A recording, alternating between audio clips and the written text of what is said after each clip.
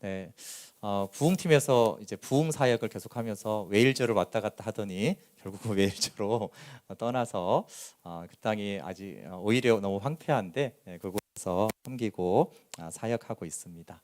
네, 우리 선교사님 나오셔서 말씀 전해주시겠습니다. 네.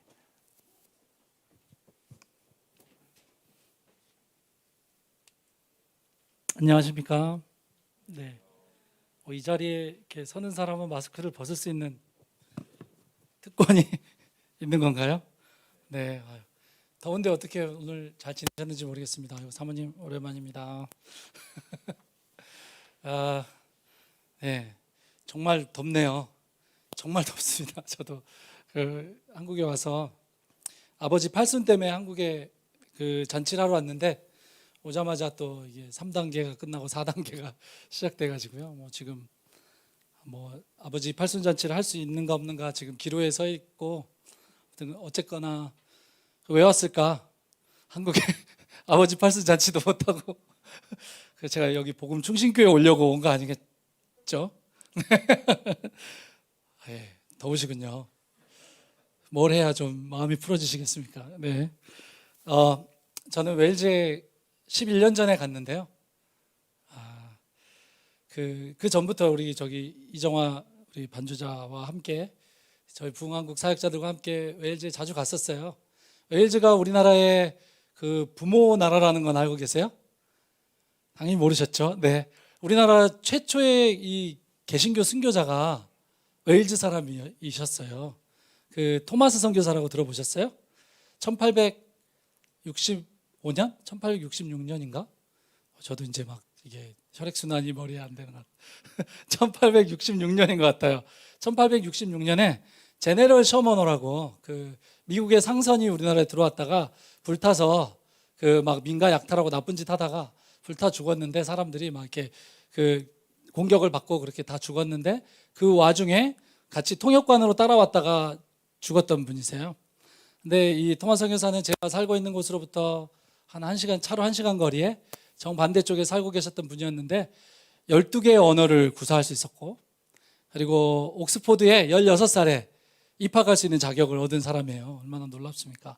우리는 20살이 돼도 옥스포드 못 가는데 16살에 옥스포드를 입학할 수 있는 수재였는데, 이분이 런던에서 이렇게 예배에 참여했다가 중국에서 오신 선교사님이 중국에 지금 복음을 전할 수 있는 기회가 있고 중국으로 가자고 이런 설교를 듣고 도전받아서 바로 앞에 나가서 무릎 꿇고 헌신하고 대학을 졸업하자마자 결혼해서 부인과 함께 중국에 선교사로 왔다가 안타까운 일을 겪으셨어요.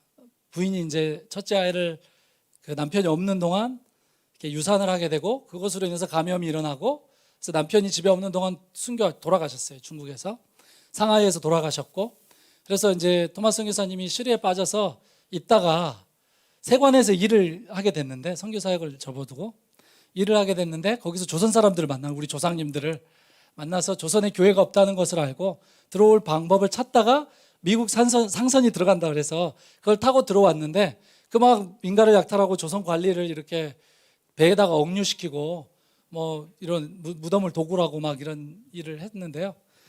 토마스는 그 일에 가담하지 않았고 통역하다가 이제 배가 불타고 조선 수군이 이제 화공을 해가지고 배가 불타고, 그래가지고 선원들이 이제 내려서 총 몇 방 쏘다가 그냥 다 죽었고, 근데 그 목격자들의 진술에 의하면 이분이 배 위에서 이렇게 나뭇가지에 하얀 깃발을 흔들면서 예수 예수를 외치면서 배 밖으로 책을 던지고 있었다, 이런 기록이 나와 있고요. 그게 성경책이었고, 그 성경책을 이제 몇 권 마지막 남은 거 가지고 이렇게 육지로 상륙했는데 죽이려고 하니까 잠깐 기다려달라고 뭐라고 기도한 다음에 자기 목을 치려고 하는 박충권이라는 조선 장수에게 미국 서양 사람들의 난을 잘 진압했다 그래서 나중에 막 벼슬이 올라가고 이래요. 이 박충권이라는 분이 조선 장수에게 성경책을 내민 거죠, 웃으면서. 그래서 그 사람이 자기 진술에 의하면, 그러니까 그날 밤에 그분이 집에 가서 잠이 오지 않아요. 가지고 자기 부인한테 부인이 왜 잠을 못 자냐고 그러니까 이야기하기를, 내가 오늘 낮에 많은 서양 사람들을 죽인 중에 한 사람의 얼굴이 계속 떠오른다고, 내가 그 사람을 죽이려고 하자 그 사람이 웃는 얼굴로 잠깐 기다려달라고 한 후에 모래밭에 무릎을 꿇고 뭐라고 간절히 중얼거린 후에 웃으면서 나에게 이 책을 받으라고 권했는데 내가 차마 받지 않을 수 없는 뭔가가 있어가지고 받아왔는데 내가 잠이 오지 않는다 라고 했던 그 박충건, 이 토마스 선교사님의 목을 쳤던 그분이 나중에 예수님 영접하고 세례받고 평양의 영주교회, 우리나라 초대교회 중에 하나인데요, 영주교회의 평신도 최고, 지금 같으면 수석 장로님 같은 분이 되세요. 그래서 이분이 나중에 회심하시고 그렇게 선교사를 그렇게 순교시킨 그 자신의 죄악을 뉘우치고 하나님 나라를 위해서, 교회를 위해서 이렇게 봉사하셨고, 또 토마스 선교사님이 그 인생의 마지막, 이거 다 아시는 얘기죠? 아시는 얘기인가요? 넘어갈까요? 시간이 많지 않아서. 네. 아무튼 너무 진지하게 들어주셔서 감사합니다. 처음에는 좀 썰렁하시더니 열심히 들으시네요. 네. 그래가지고 그 던졌던 그 성경책이 그때 우리나라에 그렇게 좋은 종이가 없었다 그래요. 그래서 그 성경책을 찢어가지고 주막에 벽에다가 도배지로 사용했는데, 그 나중에 서양 선교사들이 한국에 복음 전하러 와가지고 주막에 머물렀는데 벽에 요한복음이 붙어 있는 거예요. 그 술집에 주막에. 그래서 이거 뭐냐 그랬더니 이게 그때 그 선교사가 던진 책으로 이걸 벽지를 쓴 거라고. 그래서 그 주막이 나중에 널다리골 예배당이 되는데, 이런 얘기 들어보셨을 거예요. 근데 그 널다리골 예배당이 평양 중심, 지금은 평양 그 김일성 광장 옆에 소년궁전이 서 있는 그 자리, 장대현으로 이사를 가서 장대현 교회가 돼요. 그 교회가 토마스 선교사가 뿌렸던 성경책으로 도배한 집, 건물이 교회가 아니지만 그래도 거기에 이제 성도들이 모여서 예배 드렸고, 그 교회가 평양 중심으로 이사 와서 장대현 교회가 됐는데, 그 교회가 바로 그로부터 한 50년 후에 1907년 평양 대부흥이 처음 시작됐던 길선주 장로님, 나중에 목사님이 되시고 길선주 장로님의 회개가 있었던 바로 그 장대현 교회, 그 같은 교회였다. 무슨 소리가? 네, 그래서 이 토마스 선교사님이 비록 살아서는 조선 사람들에게 한 명의 복음도 전해보지 못했지만 하나님 또 이런 방식으로 일하셨다. 그리고 나중에 이제 40년 정도 지나서 미국 선교사들이 평양에 들어와서 포교 활동을 하는데 막 복음을 전하니까 이런 말을 했다는 거예요. 제가 이름 잊어버렸습니다. 그 유명한 분인데, 그분 아들이 그 책을 썼는데 거기에 이제 아버지 이야기에 그런 얘기가 나오는 거예요. 뭐냐면은 그 아버지 선교사님이 평양에 1900년대 초반에 들어와 가지고 복음을 전하는데, 복음도 전하기 전에 조선 사람들이 와가지고 선교사님 우리에게 세례를 주십시오. 저는 지금 선교사님이 이야기하는 그 모든 이야기들을 지금으로부터 40년 전에 한 서양 선교사가 던졌던 책을 읽고 예수님을 믿게 됐습니다.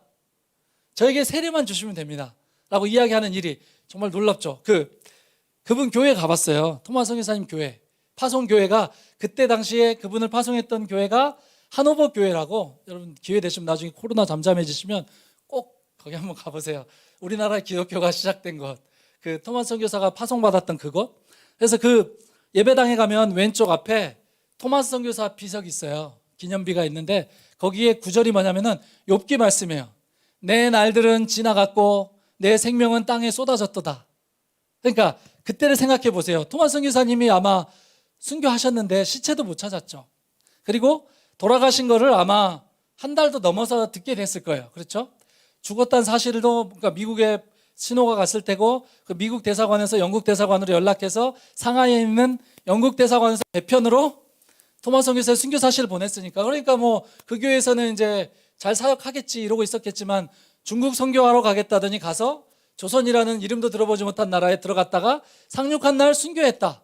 그 부모님의 심정이 어땠을까요? 자식 잘 키웠는데 12개의 언어가 능통했고 옥스포드에 갈 수 있었고, 사람들이 다 의사 되라고, 그냥 뭐 의사가 되면 옥스포드 가서 의학 전공해가지고 의사로 살면 사람들 병 고치고 돈 벌고 편안하게 잘 살 수 있지 않느냐라고 얘기했는데, 이분 안에 불탔던 그 불탄 게 뭐였길래 가서 그렇게 허무하게, 어떻게 보면 그분들은 아무것도 모르니까요. 무슨 일이 일어났는지, 토마스 선교사의 죽음이 얼마나 소중한 것이었는지를 몰랐으니까요. 그래서 그분의 비석에 그 말씀이 인용된 거예요. 나의 생명은 나의 날들은 다 지나갔고 나의 생명은 물처럼 땅에 쏟아졌다. 이 말씀, 허무한 죽음이라고 생각했지만 지금도 그 교회에 한국 청년들이 한국 사람들이 찾아와요. 그래서 문 두들기면서 여기 와서 기도 좀 하고 가면 안 되겠냐고. 그 교회 한국 목사님이 지금 담임하시는데요. 이것도 너무 놀랍죠. 영국 교회 한국 목사님이 지금 담임하게 되셨는데, 아무튼 그런 일들이 지금도 한국 사람들 안에 여전히 사람들을 도전하고 감동을 주는 이런 일들. 그래서 이제 토마스 선교사님 순교 60주년 아니죠, 100주년인가? 한 3, 4년 전이면 몇 주년입니까? 150주년 기념 그 행사를 했었어요. 이제 웨일즈에 있는 영국 전역에 있는 선교사님들이 모여서 막 특송도 하고 뭐 이렇게 막 영국 분들하고 같이 서로 중보기도 막 그런 것도 하면서 이런 의미 있는 행사를 했는데, 그때 이제 한국 선교사님들이 다 앞에 나와가지고 영국 분들에게 축복성을 부르자고 했어요. 가지고 이렇게 나왔는데 제가 보니까 한 50명 정도 나오셨어요, 앞에. 근데 제가 그분들 개인적으로, 웨일즈가 조그마니까요, 웨일즈 인구는 300만이 채 안 돼요. 그러니까 뭐 인천 정도밖에 안 되죠. 그러니까 그런 이제 좁은 바닥이니까 다 알죠. 우리나라 한 전라도, 웨일즈는 그렇게 작아요. 근데 그분들을 이렇게 얼굴을 보고 있으니까 내가 저분들의 인생의 스토리를 다 아는데, 저분들의 인생의 스토리는 한결같이 다 토마스 선교사님에 의해서 영감을 받은 인생들이에요. 그냥 평범하게 한국에 사역하다가 아니면 다른 어떤 나라에 사역하다가 토마스 선교사님 이야기를 듣고 웨일즈로 가라, 가서 너희의 조상인 그들의 발을 씻어드려라 라고 하는 마음을 받고 오신 분들, 진짜 지금 150년 160년이 흘렀는데도 여전히 죽은 토마스 선교사님은 사람들을 이제 선교지로 동원하는 거예요. 이런 놀라운 일들이 있더라고요. 그래서 거기가 웨일즈고요. 웨일즈가 어떤 다른 독립된 나라가 아니라 영국의 한 나라예요. 스코틀랜드, 잉글랜드, 웨일즈, 북아일랜드, 이렇게 네 나라를 합쳐서 영국이라고 하는데요. 거기에서 제가 있습니다. 그래서 저도 이렇게 이제 왔다 갔다 하면서 부흥의 땅이라 거기서 어떤 열방 부흥 축제라고, 그 집회가 뭐 일주일 동안 예배만 하는, 설교도 안 하고 전 세계 예배팀들이 앞에 나와서 돌아가면서 찬양을 인도하고, 오후 시간에는 거리 나가서 전도하고, 저녁에는 또 모여서 사람들 데려와서 예배하고, 부흥을 우리 시대에 다시 한번 하나님 주시기를, 뭐 부흥에 대한 이야기를 하자면 또 몇십 분이 흐르니까 하지 않겠습니다만, 아무튼 그렇게 부흥을 꿈꾸면서 열방 부흥 축제를 저도 왔다 갔다 하다가 어느 해 그 열방 부흥 축제를 마치고 이제 그 지역교회, 한 스완지의 지역교회에 초대를 받아서 가게 됐어요. 그러니까 우리가 영어도 못하고 그러니까 그냥 축복송이나 한 곡 해달라, 특송이나 한 곡 해달라고. 그래서 저희가 송정미 축복송을 준비해가지고 갔는데요, 예배를 이렇게 드리는데 너무 진짜 졸리고 힘든 거예요. 오늘 어떠세요? 상쾌하시죠? 설교자가 아주 가만히 안 두기 때문에 좋으시면은. 그래서 아무튼 너무 뭐 이렇게, 제가 영어를 못했으니까 중학교 3학년 때 포기했거든요. 저는 영어를 포기하고 다른 과목을 거의 잘해서 이게 대학교로 갔는데요. 아무튼 영어는 확률적인 점수가 나옵니다. 항상 이렇게 찍으니까. 그래서 중학교 때 영어도 포기하고 뭐 거기 갔던 친구들 다 영어 잘하지 못하는 사람들이었어요. 그래서 저희가 한국말로 축복송을 하자 그리고 갔는데요. 예배 분위기가 그렇게 너무 힘드니까, 영어도 모르고 그러니까 얼마나 힘들겠습니까? 막 뭔 소리인지도 모르는 게 1시간이 계속 가는데요.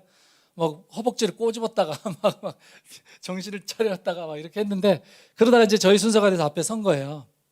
와, 진짜 이게 뭐가, 이게 무거운 영이 있나 보다, 이 웨일즈에는. 이거 마셔도 되나요? 네, 감사합니다.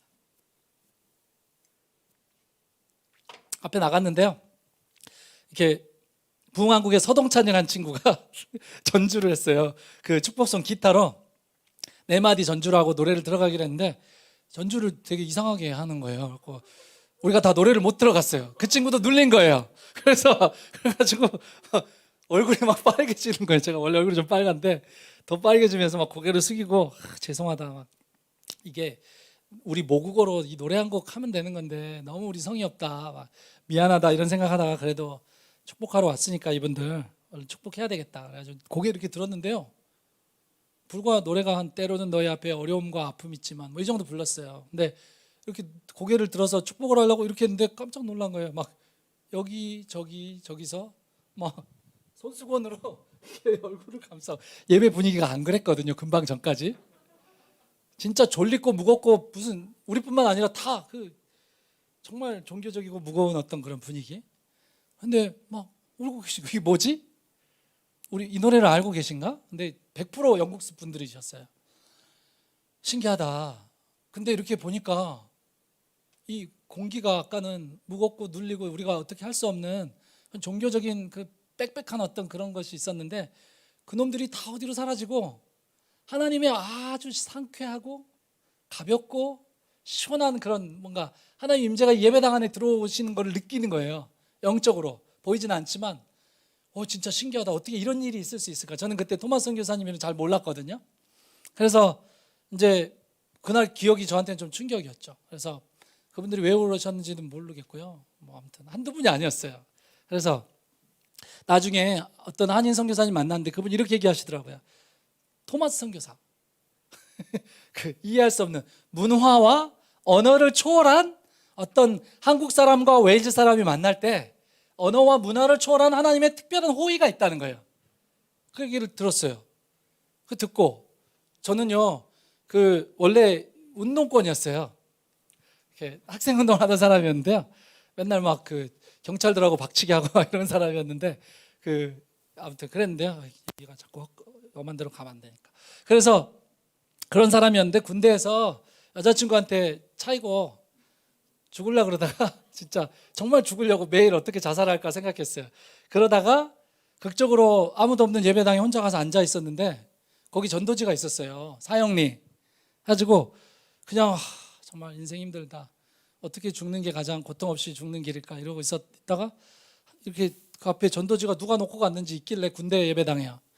펴서 읽었는데 제가 다 아는 얘기라고 생각했던 그런 거예요. 복음의 진리가 그냥 들어봤던 거잖아요. 근데 그날따라 내가 정말 죽고 싶은데 막상 죽으려고 하면 너무 무섭고 내가 막 어떻게 할 줄을 모르겠는데 내가 만약 어렸을 때부터 들어왔던 이런 이야기들, 하나님이 사람을 사랑하신다, 하나님이 사람을 구원하시기 위해 구원의 길을 제시하셨다, 그것이 그분의 독생자셨다, 그분은 죄가 없는데 인간의 죄를 대신 어깨에 짊어지시고 고난당하시고 십자가에 죽으시면서 다 이뤘다라고 하시고 사망과 저주와 지옥의 형벌과 우리가 마땅히 받아야 마땅한 그 모든 더러움들, 우리 악함들, 우리의 죄의 대가, 죄의 싹신 사망들, 이것들을 우리가 다 받아야 되는 것을 대신 받으시고 처리하시고 끝장내시고 누구든지 믿고 마음에 그분을 구원자로 인정하고 모셔드리면 구원받는다. 그냥 이 사실, 내가 어릴 때부터 들어왔던 이 사실, 어떤 마음이 들었냐면요, 내가 이거를 솔직히 내 얘기로 생각하고 내가 이것 앞에 반응해 본 적이 없고 예수님을 내 마음에 진짜 들어오셔서 어차피 내가 이대로 가면 며칠 안에 죽을 인생, 그분이 들어오셔서 뭘 할 수 있다면 저에게 들어와 주십시오. 저를 구원해 주십시오. 저를 건져 주십시오. 아마 저희 부모님이 사회에서 열심히 기도해 주셨겠죠. 그래서 이런 일이 벌어졌으리라고 생각하는데 하나님이 사랑하시기도 하시지만 저를. 그래서 그날 그냥 아무도 없는 예배당에서 기도했던 것 같아요. 예수님 들어와 주십시오. 제 삶을 좀 다스려 주십시오. 이 모든 것이 다 진리인 것을 믿습니다. 제 인생을 걸겠습니다. 이 말씀인 내 삶을 얹어 놓겠습니다. 그렇게 기도했던 것 같아요. 사라졌어요. 한숨이 사라졌어요. 자살 충동이 사라졌어요. 고개가 다시 들어졌어요. 하늘을 바라볼 수 있게 됐어요. 군대에서 더 이상 이렇게 요령이란 말 하세요? 눈치 보면서 이렇게 편하게 고생 안 하면서 적당히 시간을 때우면서 그런 걸 요령이라고 그러거든요. 그러니까 시간을 보내는 요령 뭐 이런 거겠죠. 근데 그렇게 아주 비겁한 인생이었는데 제가요. 그래서 뺀질뺀질하다고 맨날 남들 한 대 맞을 때 두 대 맞고 그랬거든요. 그게 다 보이잖아요. 고참들은 보면은 요놈이 이렇게 요령을 부리는구나.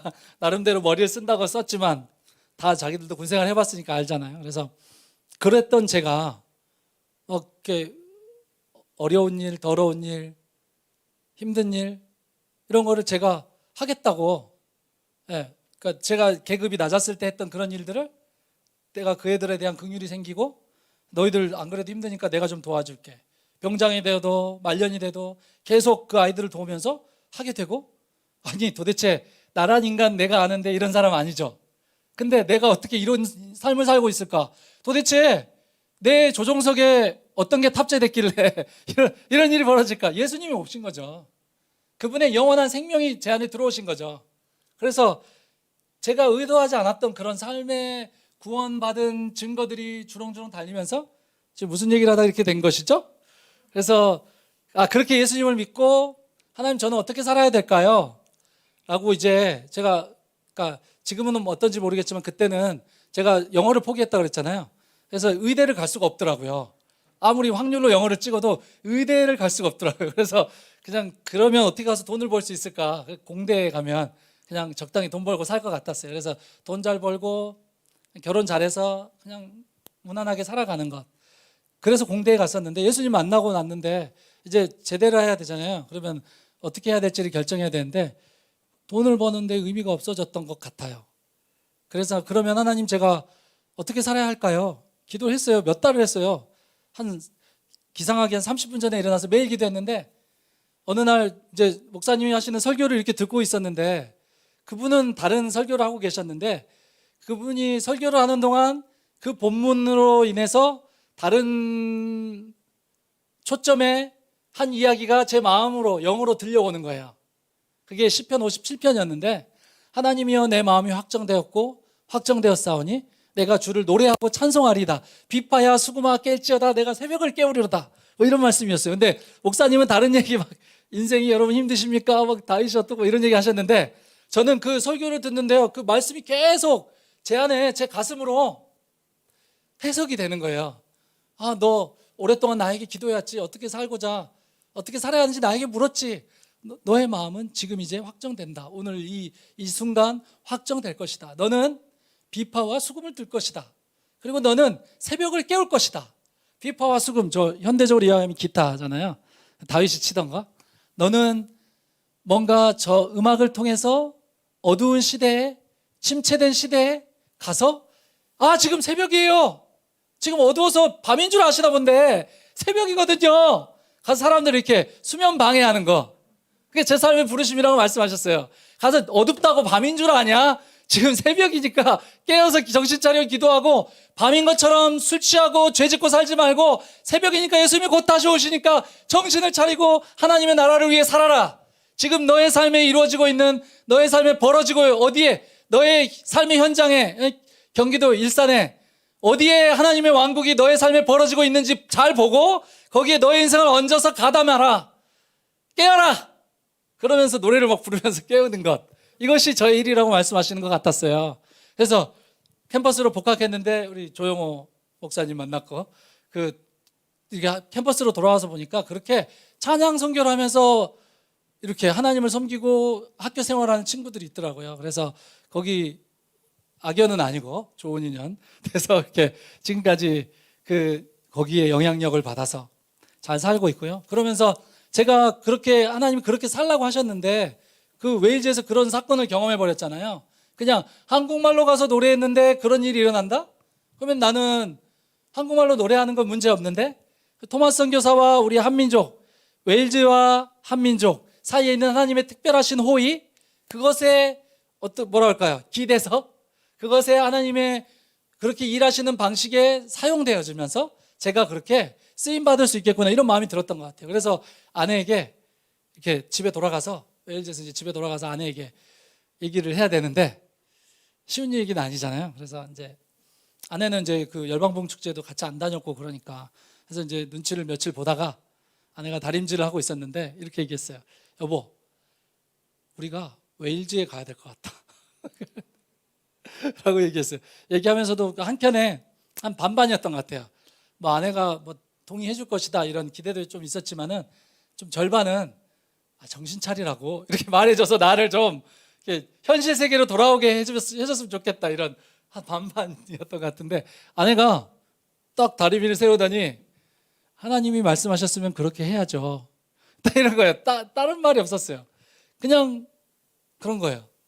그래서 저희는 웨일즈에 가서 살게 됐습니다. 근데 웨일즈에 갔는데요. 오늘 이 전할 말씀도 아마 가겠다고 자기들도 희한한 친구들이죠. 같이 가겠다고 막 그렇게 모인 사람이 14명이 모인 거예요.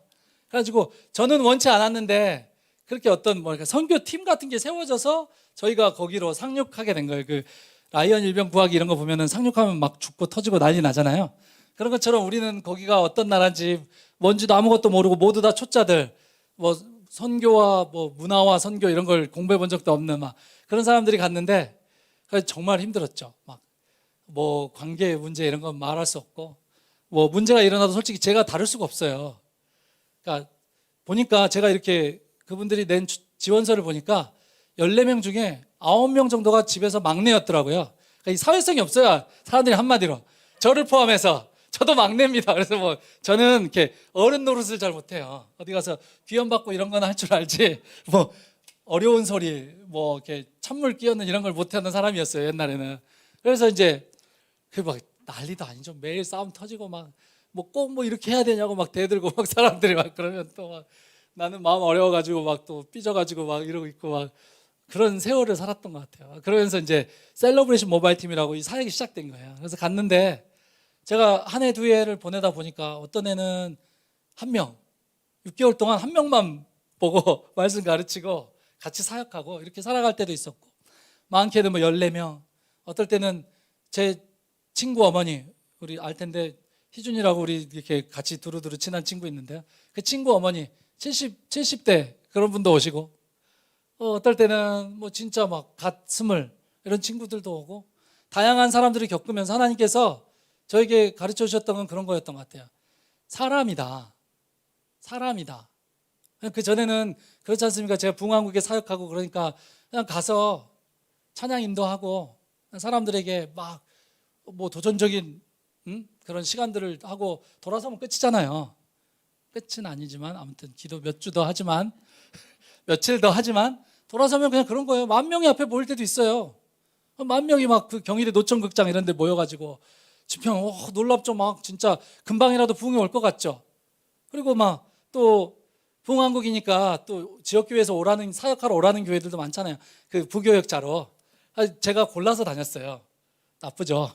그래서 막 이렇게 학원 선생 같이 그런 학원 선생님 계세요? 안 계시죠? 네. 비하 발언 아닙니다. 근데 좀 그냥 잘 가르치고 월급 받으면 되잖아요. 학교 선생님은 책임도 져야 되고 뭐 이러지만 그런 것처럼 그냥 사역하다가 또 누가 대들고 이러면 저는 막내지 않습니까? 그래서 뭐 너 아니라도 내가 성경 공부하겠다 그러면 배우겠다는 애들 되게 많아. 이런 마음 속으로 합니다. 저도 그렇게 이게 소리내서 할 만큼 나쁜 사람은 아니고요. 그래서 속으로 막 그렇게 생각하고 그냥 뭐 몇 개월 있다가 목사님 다른 사역을 좀 해보러 가야 될 것 같습니다. 사임하고 그러던 사람이었는데요. 그냥 웨일즈 그 시골 구석에서 내가 뭘 하는지 어떻게 살아가는지 누가 알겠습니까? 그냥 거기서 살아가면서 하나님 한 분 의지하면서 그에 맡겨주신 영혼들 붙들고 앉아가지고 어떨 때는 진짜 피해망상. 이분은 선교훈련을 받을 분이 아니고요. 선교사가 되겠다고 오셨는데 선교훈련을 받을 분이 아니고 어디 시설에 들어가셔서 치료받으셔야 되는 분인데 정말 진짜 제 행동의 사사건건 그것이 자기를 공격하고 자기에 대해서 무슨 메시지를 던진다고 생각하세요. 너무 안타까운 거예요. 아버지한테 그렇게 학대를 받고 자라가지고 그래서 정말 하다 힘들어서 이게 뭐냐. 아무리 말씀을 가르치고 그 잘못된 생각을 바로 바꿔줘도 안 되는 거예요. 제가 한 6개월, 7개월 그렇게 하는데 안 되더라고요. 여기서야 뭐 여러분들 주일날 목사님 한 번 뵈면은 52번 보면은 1년이 지나가지만 저희는 안 그러거든요. 6개월이면 180번을 만나서 그것도 하루에 3, 4시간씩 같이 지내는데 사람이 변하지 않는 거예요. 진짜 너무너무 힘들더라고요. 그래서 한국에 이렇게 상담학 전공한 후배한테 전화를 했어요. 상담소 하는 친구한테 지금 우리 훈련 받겠다고 한 분이 오셨는데 이런 일들이 벌어지고 있고 내가 이렇게 하는데 이게 안 된다. 이건 어떻게 내가 도와주면 좋겠냐. 그러니까 그 친구가 한 20분 제 얘기만 쭉 듣더니 피해망상이네. 힘드시겠네요. 선배가 힘드시겠네요. 근데요, 그거는 2년 정도 걸려요. 그렇게 얘기하는 거예요. 그 자매가 2년짜리 비자를 받고 왔는데, 그러니까 2년을 나는 열매를 보지 못하고 계속 그걸 당해야 되는 거예요. 이게 자려고 누워 있잖아요. 누가 똑똑똑 11시에, 밤 11시에. 그러면 우리 아내가 또 한숨을 푹 쉬면서 짧게 끝내고 와. 그러면 또 식탁방에 가서 앉아가지고 오늘 오전 모임을 할 때 이런 행동을 하셨는데 어떤 의미로 나에게 그런 걸 보여주신 거냐. 오늘 저녁 먹을 때, 저녁을 먹는데요.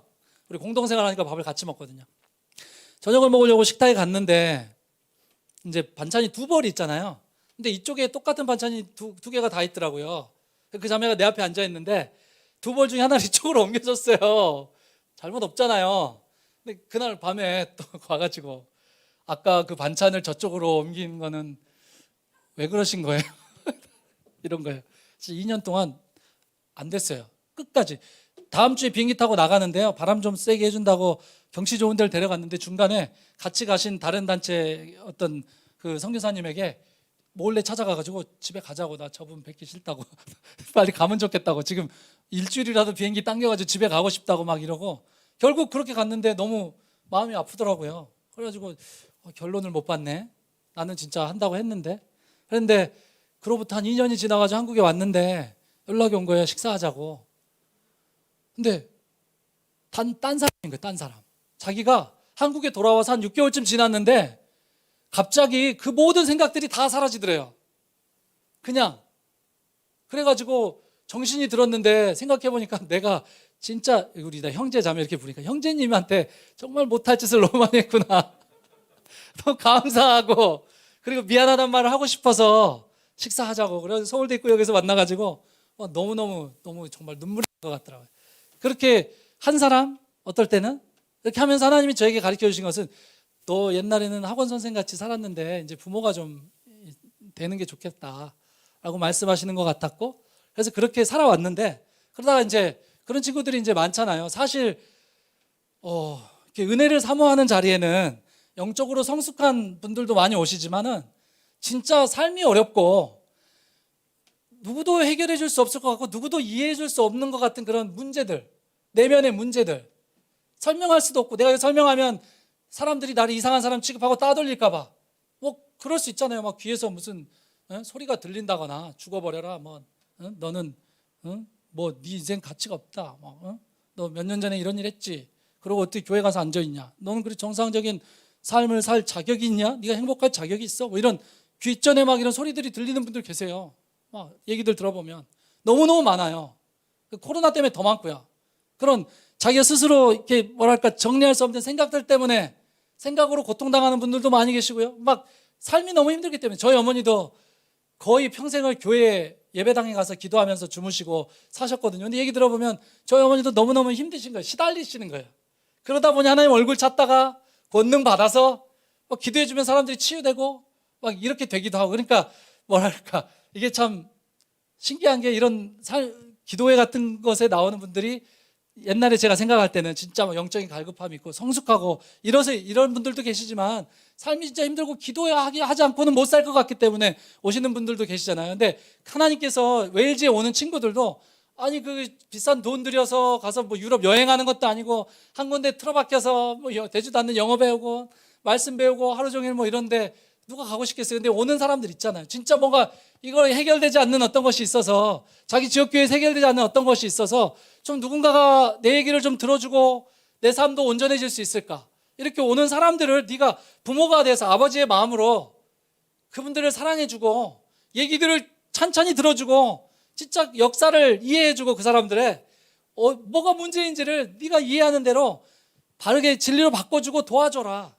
저는 막 가서 왜 이제 부흥을 일삼고 다니고 막 이럴 줄 알았어요. 근데 그런 거 아니었고요. 11년 동안 그런 거 했던 것 같아요. 한두 사람, 한 영혼, 몇 명. 그리고 그 사람들이 정말 우울증으로 집 밖에도 못 나가고 매일 게임에 빠져가지고, 그런 어떤 그냥 메타버스라고 그러잖아요, 요즘에는. 이 정상적인 현실 세계가 아닌 허상에 빠져서 그렇게 인생을 젊음을 탕진하고 있던 그런 친구들이 와서 하나님을 경험하고 꿈을 갖게 되고, 내가 하나님의 나라를 위해 살아보고 싶다, 장기로 헌신하고 선교사가 되고 싶다, 이런 일들이 일어나고 할 때 얼마나 그 놀라운 일입니까? 그래서 그렇게 살고 있었는데, 그렇게 한 자매가 있었어요.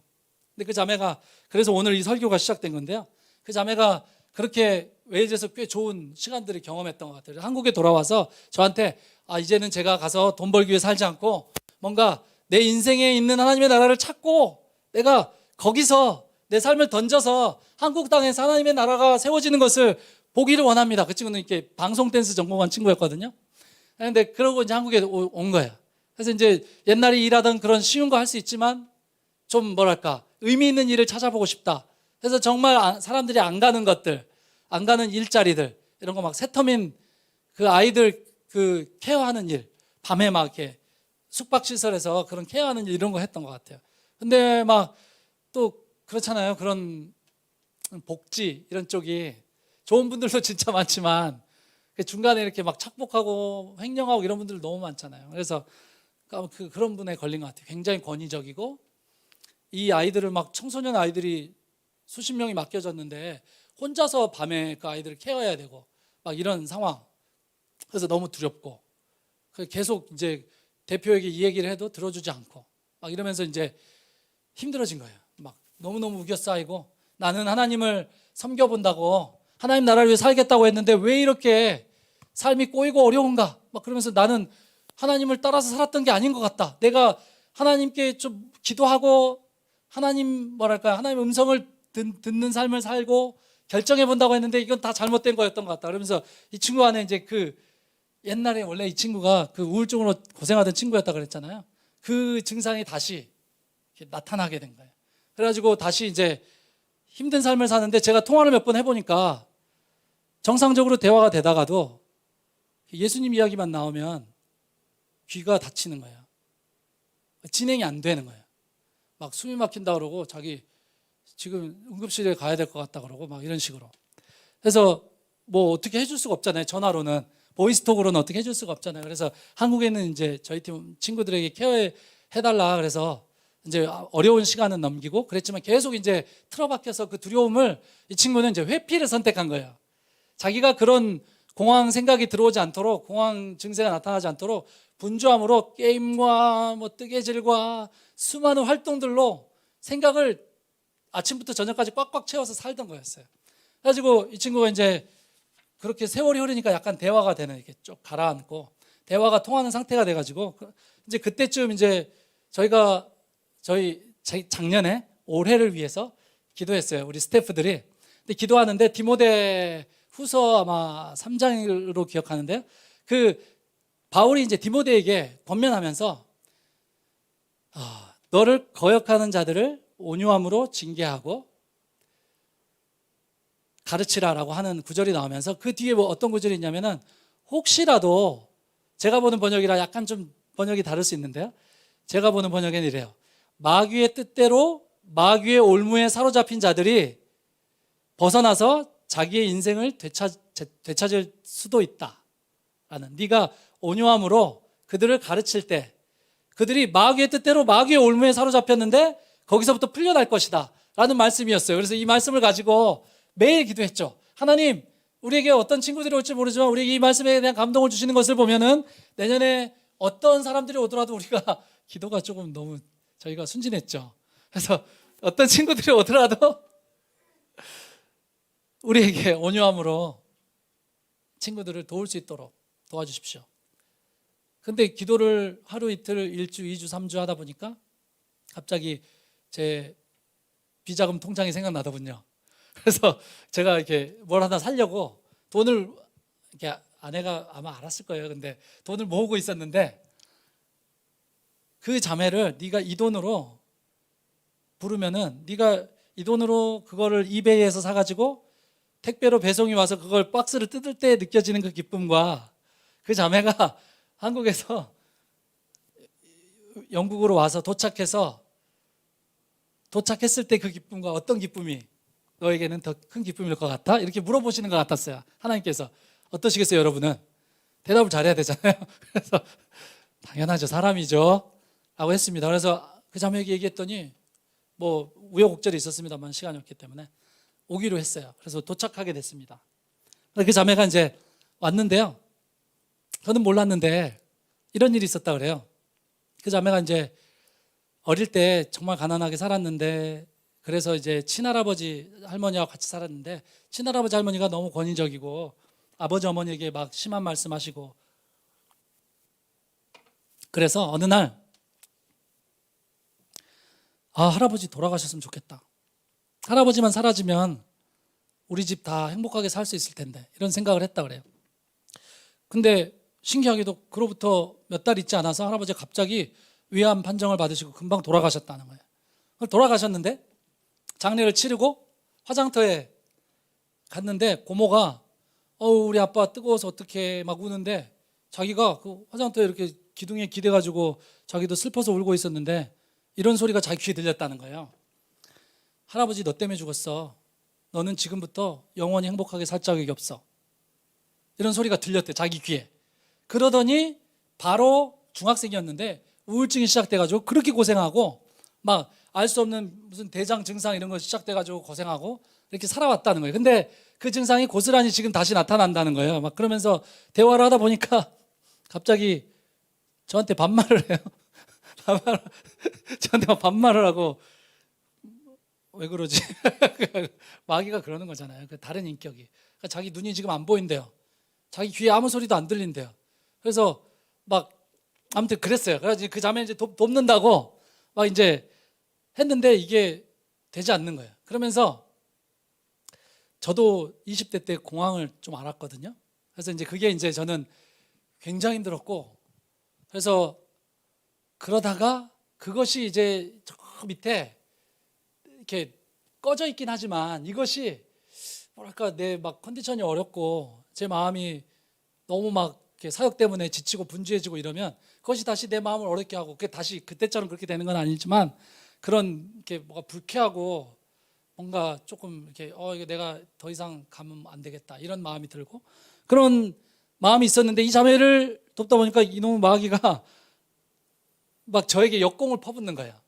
그래서 막 제 가슴을 휘젓고 막 너무너무 어려운 거예요. 그래서 이제 이 설교가 시작된 거예요.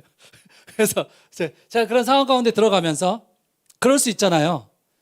사람들에게 도움을 요청하고 뭐랄까 아니면은 이것을 회피하고 솔직히 그냥 도망가고 싶게 됐어요. 그냥 이것을 그냥 잘 덮어놓고 하지 말고 그냥 더 잘할 수 있는 사람들에게 누구 다른 분에게 맡기고 나는 다른 사역을 또 해야 되니까 이런 생각을 하기도 했는데 제 마음에 어떤 마음이 들었냐면은 여기서 끝장을 내야겠다.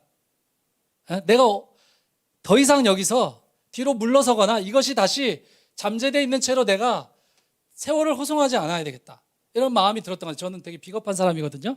하나님이 주신 마음일 거야.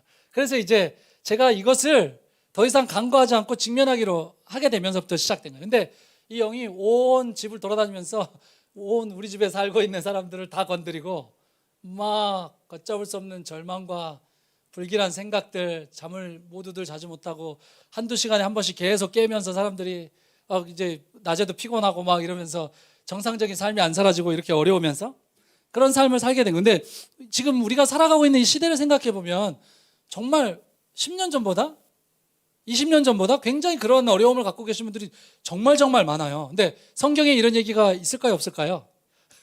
있더라고요. 나중에 찾아보세요. 다니엘 7장 25절인데요. 예수님이 초림하신 후에 재림 전에 있을 상황에 대해서 마지막 때에 있을 상황인데 마귀가 지극히 높으신 이를 말로 대적하며 또 지극히 높으신 이의 성도들을 지치게 할 것이며 개역성경에는 괴롭게 할 것이며 그가 또 때와 법을 고치고자 할 것이며 막 어떻습니까? 영국에서는 죄를 죄라고 이야기하지 못해요. 죄를 죄라고 이야기하면 감옥에 가요. 그런 상황이잖아요. 한국도 아마 그럴 테지만 굉장히 심하거든요. 누가 신고를 해요. 조금 정죄하는 말을 하면 신고를 하거든요. 그래서 막 이 때와 법을 고치고 예? 간음이 죄가 아니고 동성끼리도 사람은 남자 여자만 있는 게 아니고 그 영국은 공식적으로 입국 서류에 남자 여자 뭐죠 트랜스젠더 이런 거 다 있어요. 그리고 밝히고 싶지 않음까지 있어요. 심지어 성별란에 그런 아무튼 이런 모든 질서들 법들을 바꾸고 이렇게 되는 그런 상황들이 있는 거죠. 사람들은 점점 우울함과 두려움에 고생하는 사람들이 많아지고 있어요. 여러분 주변에도 많으실 거예요. 그분들을 돕기 위해 우리가 이 두려움을 뭔가 이런 우리 마음에 있는 그런 어려움들을 어떻게 극복할 수 있을 것인가. 우리가 뭐 이렇게 TV로 인터넷으로 조언을 받을 수 있는 사람들에게 찾아가서 조언을 받으면서 해결할 수 있겠지만 제가 결론적으로 얘기하고 싶은 것은 방법이 있어요. 반드시 좋아질 수 있으면 저도 좋아졌어요. 그래서 여러분들에게 이 설교를 들고 나온 건데요. 한번 우리 누가복음 말씀을 찾아보면 좋겠습니다. 24장 이제 설교가 시작되는군요. 13절에서 32절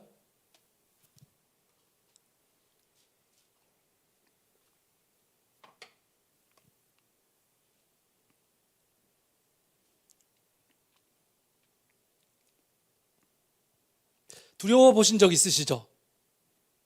지금도 두려운 것들이 있으시죠? 근데 제가 보니까 뭐 더 철학책 같은 걸 찾으면 더 좋은 정의들이 있겠지만 제가 볼 때 두려움이라는 거는 내가 컨트롤할 수 없는 어떤 상황 가운데 내가 들어갈 때 두렵더라고요. 그리고 우리 크리스찬들에게는 우리는 그런 내 자신을 내가 지키지 않잖아요. 하나님께 맡겼잖아요, 우리는.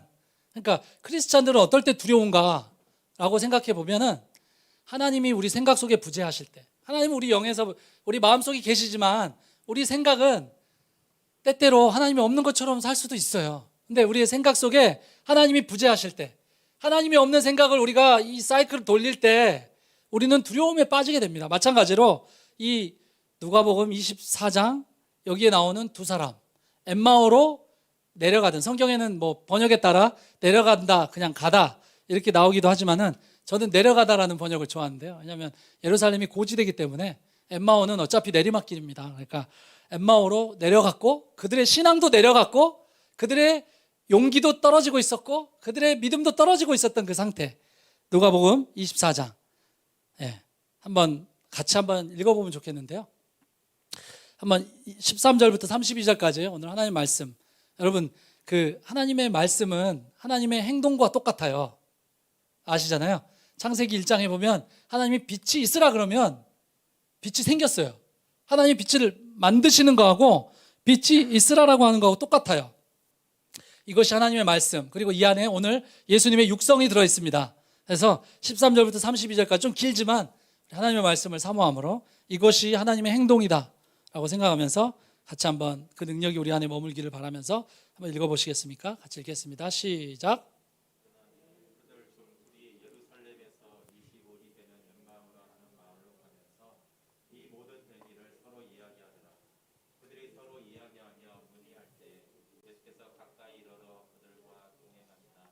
그들의 눈이 가려져서 그인 줄 알아보지 못하거늘 예수께서 이르시되 너희가 길 가면서 서로 주고받는 이야기가 무엇이냐 하시니 두 사람이 슬픈 빛을 띠고 머물러 서더라.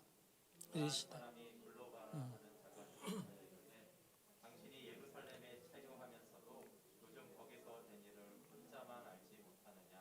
이르시되 무슨 일이냐 이르되 나사렛 예수의 일이니 그는 하나님과 모든 백성 앞에서 말과 일에 능하신 선지자이거늘 우리는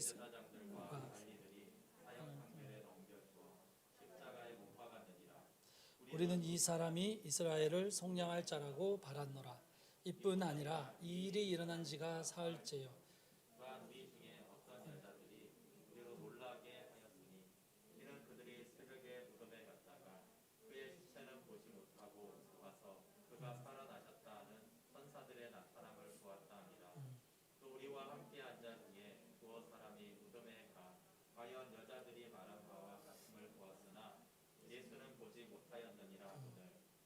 이르시되 미련하고 선지자들이 말한 모든 것을 마음에 더디 믿는 자들이여 그리스도가 이런 고난을 받고 자기 영광에 들어가야 할 것이 아니냐 하시고 이에 모세와 모든 선지자의 글로 시작하여 모든 성경에 쓴 바 자기에 관한 것을 자세히 설명하시니라. 그들이 가는 마을에 가까이 가시면 예수는 더 가려 하는 것 같이 하시니 그들이 강권하여 이르되 우리와 함께 유하사이다. 때가 저물어 가고 날이 이미 기울었나이다 하니 이에 그들과 함께 유하로 들어가시니라. 그들과 함께 음식 잡수실 때 떡을 가지사 축사하시고 떼어 그들에게 주시니 그들의 눈이 밝아져 그인 줄 알아보더니 예수는 그들에게 보이지 아니하시는지라. 그들이 서로 말하되 길에서 우리에게 말씀하시고 우리에게 성경을 풀어주실 때 우리 속에서 마음이 뜨겁지 아니하더냐. 아멘. 그렇습니다. 이 잘 아는 스토리라고 생각하고 따로 설명은 하지 않겠지만은 이곳에서 저는 어떤 우리가 이 신앙을 하는 세 가지 단계가 이곳에 나와 있는 것이 아닌가라는 그런 마음이 들었어요. 제가 하던 얘기는 이따가 계속해서 하고요.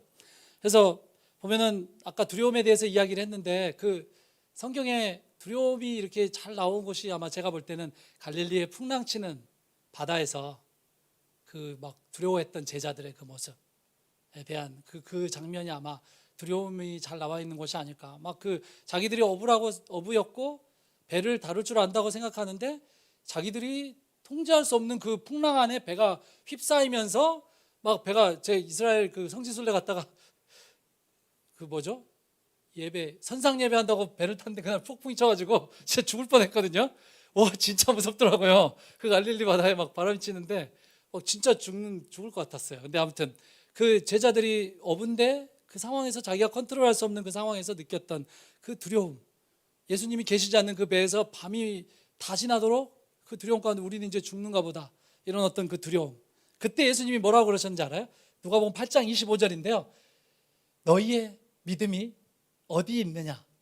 나는 이게 너 믿음 어디다 뒀어? 이런 말이 아니라고 생각해요. 너희의 믿음이 어디 있느냐? 나는 여기에 이 기독교에 믿음이 무엇인가를 이야기해 주는 거라고 생각하거든요. 믿음이라는 걸 사전에 찾아보면 어떤 뭐랄까요? 명제나 어떤 대상에게 그 대상을 확실히 믿는 것을 믿음이라고, 믿음을 정의하는데 믿음이 들어가는 이상한, 사전에 이상한 그런 게 있는데요. 근데 우리의 믿음은 그런 게 아니에요. 그렇죠? 우리의 믿음은 예수님 그분과 관계되는 어떤 것이에요. 그렇죠. 막연히 어떤 좋은 일이 일어날 것이다, 우리가 죽으면 구원받을 것이다, 이런 것이 아니라 우리의 죄와 그 죄에 대한 형벌을 예수님이 담당하셨다, 그분이 나의 기름부음이 아니라 그분이 나의 그리스도시다 라는 것을 믿는 것이에요. 예수님이에요. 우리의 기도, 우리의 예배, 우리의 찬양, 이 모든 것에 예수님이 없으면 그것을 믿음으로 하는 것이 아니죠. 대상이 있는 것이잖아요. 다른 종교는 뭐 막연하게 하는지 모르겠지만은 우리는 아는 분을 예배합니다. 네. 그래서 여기 보면은 예수님이 너희의 믿음이 어디 있느냐, 이거는요 진짜 너희 믿음이 어디에 너희의 믿음을 두었냐는 거예요. 너희의 믿음을 어디에 두었냐는 거예요. 그 누가복음 8장 제가 말씀드린 것처럼 이 너희 믿음을 어디 두었느냐, 이 스토리도 보면은 제자들이 건너편 쪽에 있을 때 먼저 저 건너편으로 건너가, 내가 따라갈게, 예수님 그렇게 말씀하셨어요. 건너가라고 하셔서 출발한 거였던 거였어요. 예수님이 하라고 해서 그 말씀을 듣고 왔던 거였어요. 그러니까 그들은 원래 출발은 예수님의 그 말을 믿고 출발했던 거죠. 근데 중간에 막 그 예수님이 없는 생각 속에서 폭풍과 씨름하다 보니까 두려워한 거예요. 그러니까 예수님이 와가지고 너희 믿음 어디다가 두었어? 너희 믿음을 어디에다가 너희 믿음을 얹었니? 라고 물어보시는 거예요. 여러분의 믿음은 어디에 얹어져 있습니까? 그래서 제가 아까 애시당초 말씀드릴 때 두려움은 하나님이 부재하실 때 두려움이 온다는 거예요. 하나님을 진짜 신뢰하는 사람은 두려워하지 않아요.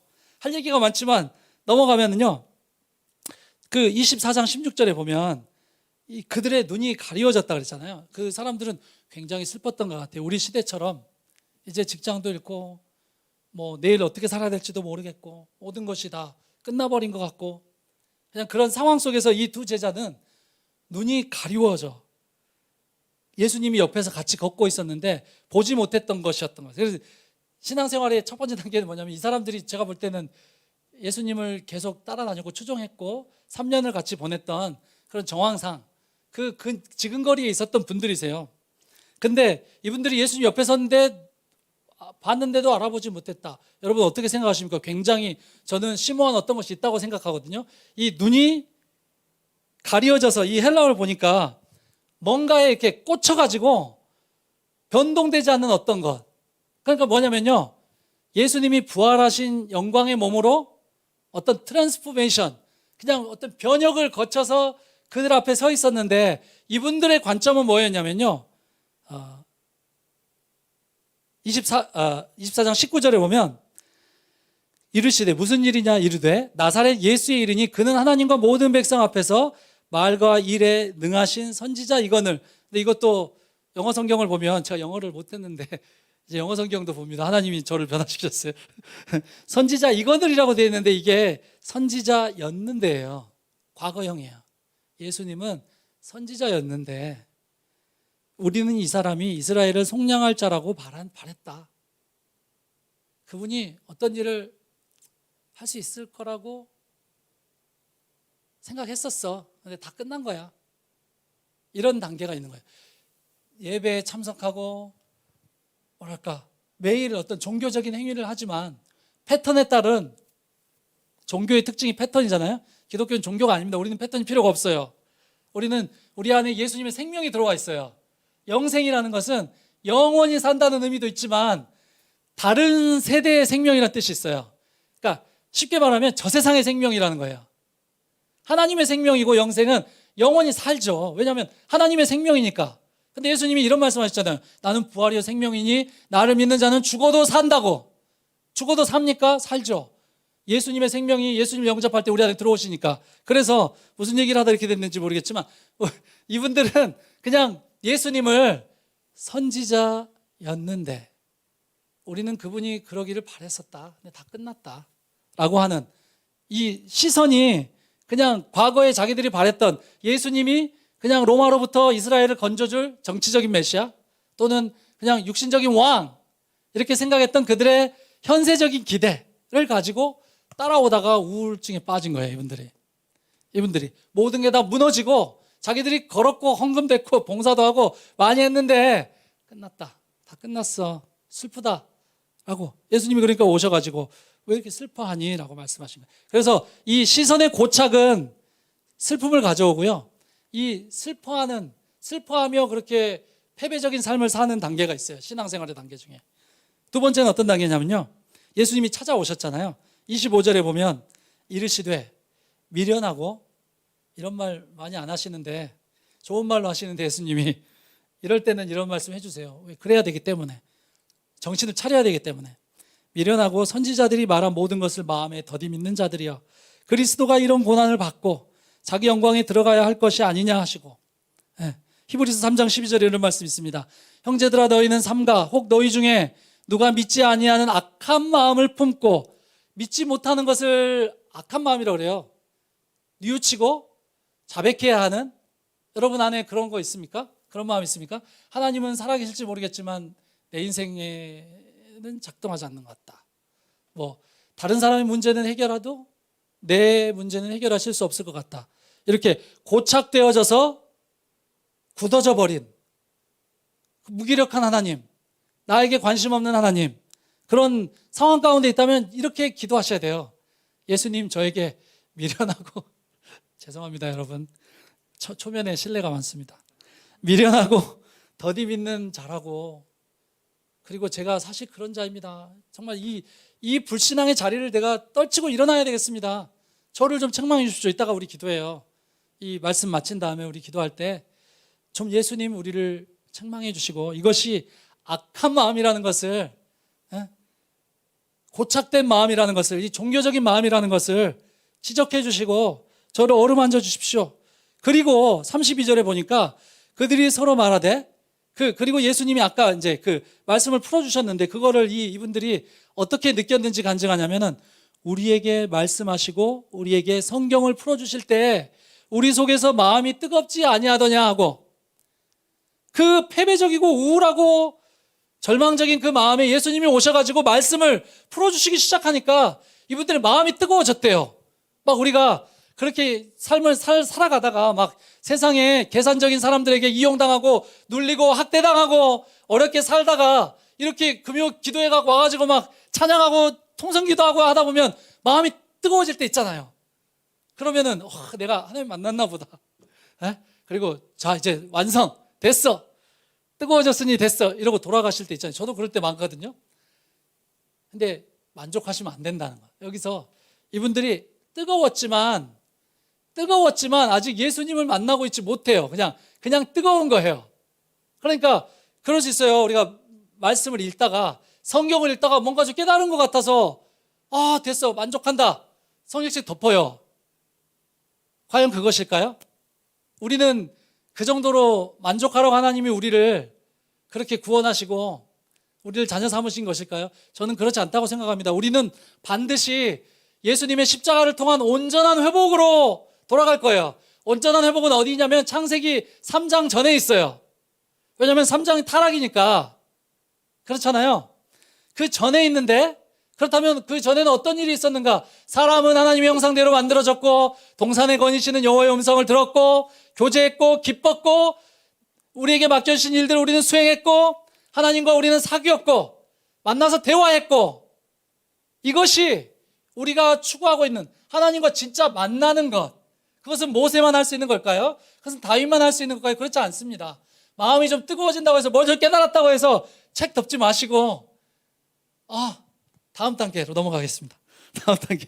뜨거웠지만 거기서 끝난 것이 아니에요. 자, 어떤 문제가 있냐면 여러분들이 거기서 성경책을 덮는 이유 중에 하나가 또 이런 게 있어요. 24장 27절 같이 한번 읽어볼까요? 아니 27절 아니에요. 죄송합니다. 28절입니다. 시작. 그들이 가는 마을에 가까이 가매 예수는 더 가려 하는 것 같이 하시니. 이거 어디서 많이 본 장면. 풍랑이 치는 바다, 아까 마가복음 6장에 막 힘겹게 노를 젓고 있었는데 제자들이요, 예수님이 저 걸어오니까 유령이다! 그리고 막 제자들이 놀랐어요. 근데 예수님이 와가지고 뭐 이렇게 나가면 안 되죠. 얘기를 하셔야 되는데, 거기도 보면 예수님이 그냥 지나가시려고 하세요. 신기한 거 아니에요? 그리고 막 수로보니게 여인에게도 그랬어요. 이거 주인의 상에서 떨어지는 것을 이방인들에게 던지는, 유대인들에게 나는 구원자로 온 것이지 지금은 이방인들이 아직 1차적인 목적이 아니다. 걔에게 던지는 것이 마땅치 않다. 이런 말씀을 하세요. 이 인종차별적인 발언을 하셨어요. 지금 같았으면 곤란해지시는데. 그런 말씀도 하시고, 왜 예수님은 이런 엠마오에 왔는데요, 제자들이 그 마을로 들어가려고 하는데 예수님 더 가시려고 하시는 거예요.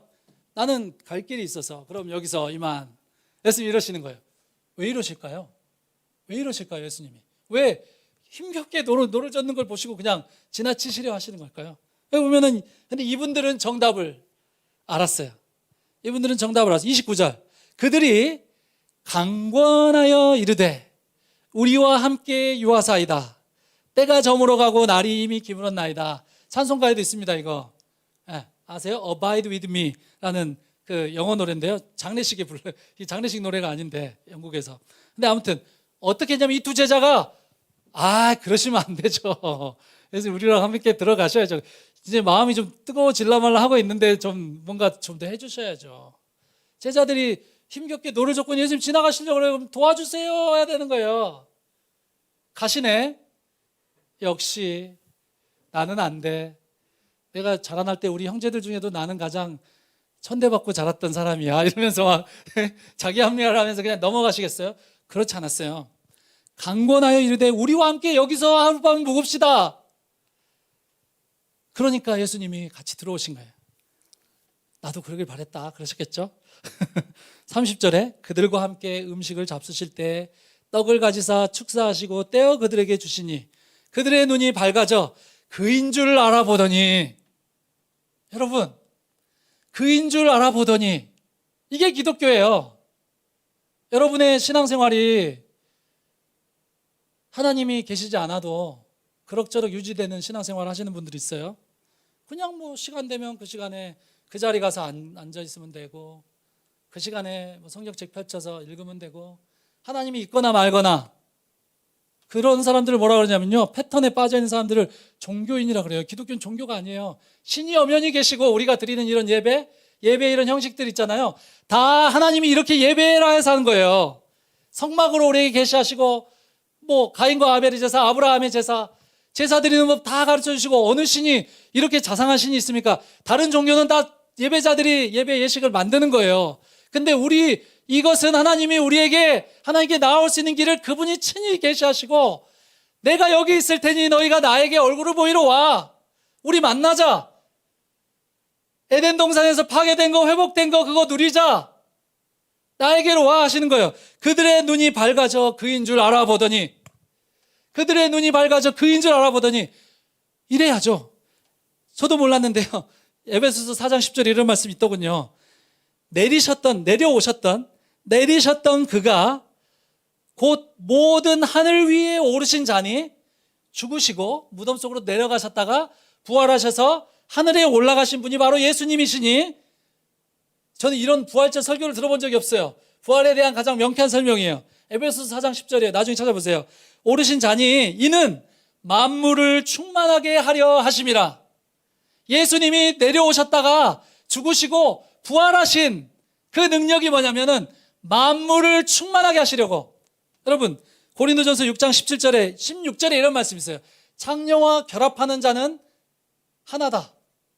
성적인 결합을 통해 사람은 육체적인 결합을 통해 하나가 된다 라고 하면서, 좀 불경스러울지 모르겠지만 6장 17절 바로 다음 절에 주와 합하는 자는 한 영이니라.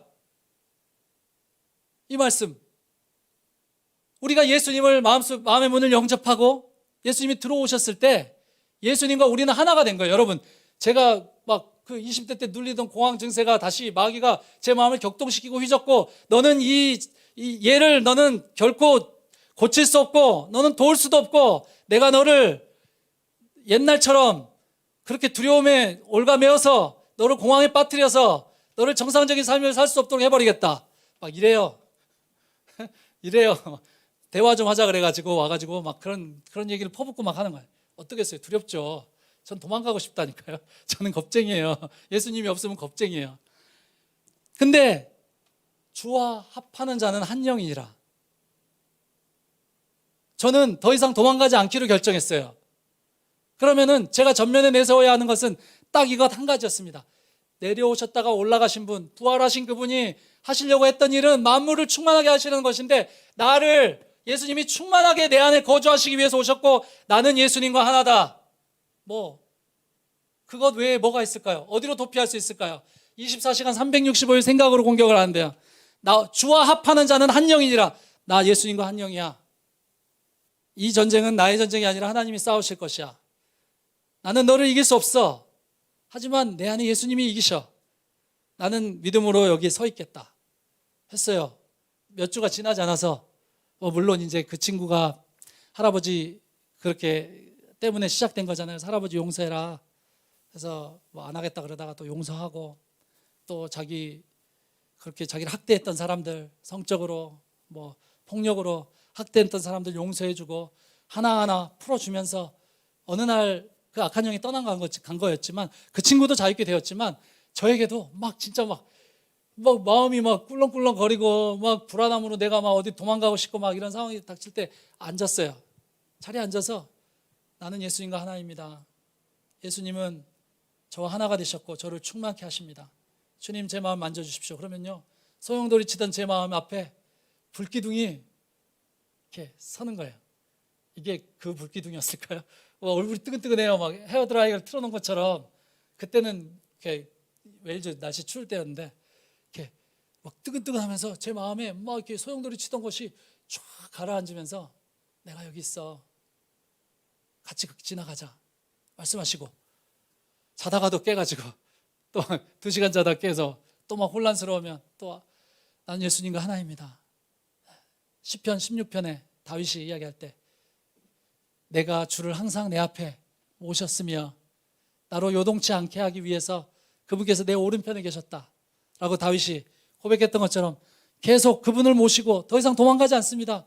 사람을 찾아가지 않습니다. 제 아내를 깨우지 않습니다. 제가 다른 분주한 일들 사역이든지 그것이 무엇이든지 하지 않습니다. 주님 저와 하나 됐다는 것을 전 누리고 싶습니다. 진짜 그것을 누려가면서 사라진 거예요. 저에게도 한 영혼을 돕고자 비행기표 대주고 그 친구 와서 먹고 자는 거 다 대주면서 저는 그냥 그렇게 하면은 이 친구가 말씀 좀 듣고 하다 보면 좋아지겠지 했는데 그러지 않았고 그렇다고 해서 제가 망한 거 아니었고 하나님의 계획은 좀 다른 거죠. 그 친구도 온전케 하시고 저도 온전케 하시고 그 자매 지금 웨일즈에 아직도 있는데요. 원래 다음 주에 한국에 돌아오기로 돼 있었는데 10월까지 연장했어요. 거기서 영어도 배우고 자기 그 영국의 유치원에 가서 일하고 싶다고 그래서 준비 계속하고 돌아오면 또 영어 못하니까 그래서 그렇게 살겠다고 자기가 다시 한번 일어나서 달려보겠다고 하나님이 하셨잖아요. 제 아내도 하셨고 저도 오늘 우리 조용호 맞죠? 네, 혈액순환이 조용호 목사님이 오늘 이렇게 밤에 늦게 끝나니까 교육관에 자래요. 저 못 자거든요. 아무도 없는 공간에서 못 잤어요. 다시 또 그 두려움이 저를 엄습할까 봐. 그래서 잠을 설치고 이런 사람이었거든요. 이제 잘 수 있어요. 근데 오늘 안 자도 돼요. 저희 처형이 와서 자기 집에 자라고 얘기했어요. 그래서 가까운 데 있어가지고요. 근데 아무튼 이런 부분도 한국에 나올 때 하나님이 전혀 더 이상 두렵지 않도록 어디 교회 가서 사역하더라도 어디서 자더라도 다 할 수 있도록 하나님이 변화시켜 주신 것이었어요. 그래서 정리해 봅시다. 처음에 생각과 시선이 고착되어서 슬픔과 두려움과 우울함에 빠져 살던 그런 정말 요즘 아이들 말로 찌질한 그런 삶을 사는 단계가 있고 두 번째 단계는 마음이 뜨거워지는 단계가 있어요. 그분의 말씀을 들을 때 기도할 때 하지만 마음이 뜨거워지더라도 그것이 끝이 아니라는 거예요. 결코 여러분 거기서 멈추지 마십시오. 예수님이 우리가 그분을 강권해서 우리와 함께 유합시다. 조금만 더요. 조금만 더요. 출애굽기 33장에 모세가 하나님의 영광을 보여주세요 라고 기도한 거 아시잖아요. 그 32장에 보면 뭐가 나온지 아세요? 이스라엘이 모세가 없는 틈에 금송아지를 만들어가지고 그 앞에서 성적으로 문란한 짓을 하고 막 그러고 했어요. 그래가지고 막 모세가 돌판 깨뜨리고 막 난리가 났잖아요. 사람들 막 죽고. 그 다음 장이 33장입니다. 모세가 뭐라 그랬어요? 하나님, 죄송합니다. 우리가 정말 폐륜 짓을 했군요. 면목이 없습니다. 그냥 죽이진 않아주시면 감사하겠습니까? 감사하겠습니다. 이랬을까요? 아니에요. 그 처참한 이스라엘의 그 처참한 실패와 어려움 가운데 모세는 용감하게 하나님 영광을 보여주십시오. 엠마오로 내려가는 제자들 염치 없지만 강권하여 가로되 오늘 날도 저물었으니까 예수님 좀 더 저희와 함께 지내시면서 말씀해 주시지요 해서 세 번째 단계로 간 거잖아요. 세 번째 단계 눈이 열려서 그분이 예수님이라는 고착됐던 그 시야가 그 뭐랄까요, 초점이 안 맞는 시야가 확 풀어지면서 오 예수님, 예수님의 죽으심과 부활은 우리를 충만케 하시기 위해서입니다. 예수님이 부활하신 후에는 누구에게나 그분을 구주로 고백하는 사람들의 마음에 들어와셔서 동고동락하시면서 살아가시는 거예요. 장소와 공간과 시간과 모든 것에 제약이 없는 것입니다. 여러분 누리시겠습니까? 네, 목사님만. 네, 한 명은 들었군요. 성공입니다. 누리시겠습니까? 그분의 오늘 저녁에 이제부터 우리 기도할 텐데요. 뭐 막 주여 삼창하고 밀어붙이고 저 잘 못해요. 영국에는 통성기도도 없고 주여 삼창도 없거든요.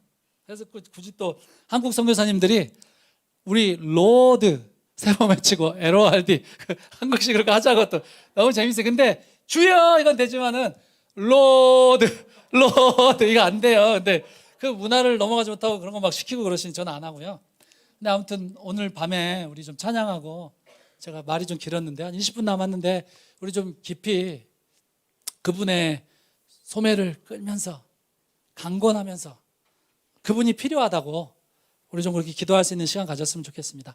함께 같이 우리 한 두세 곡 찬양하고요, 기도하겠습니다.